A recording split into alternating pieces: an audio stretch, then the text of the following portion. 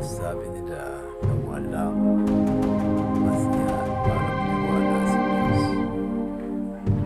Para sa kanila na naniwala lang kung ano ang kanilang nakikita. At ano ang kanilang nakikita? Pagdurusa. Ang Diyos ay di nila nakikita. Naisip nila bakit nangyayari ang masamang bagay sa mabuting tao. Totoo ba ang Diyos? May kakilala kang tao, mas nalaman kaya siya maniniwala sa Diyos.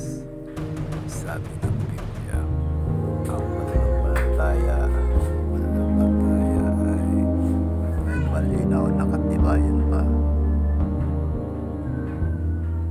Parang maniwala ang totoong Diyos, meron nakikita, at yung iba ay hindi natin nakikita. Halimbawa, ang araw ay naglalabas, ultraviolet, na paano tayo mapoprotektahan ng masamang epekto nito. Ang lupa ay may ozone layer. Pinipilter nito ang karamihang isyon mula sa araw. Pag tumitindi ang radiation, kumakapal ang ozone layer. Ay matalino bang magdisenyo proseso sa lupa at mga bagay sa kalikasan natin?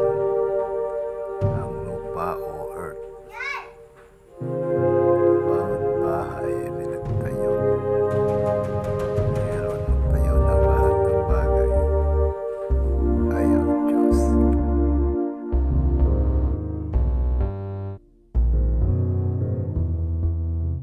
Pero baka maitanong mo bakit tayo nagdurusa.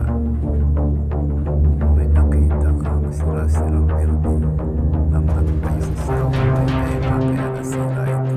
Ang tanong ay maniniwala baka tayo sa Diyos? Siyempre, malaman ba kung sa Kanyang mahanapin mo siya?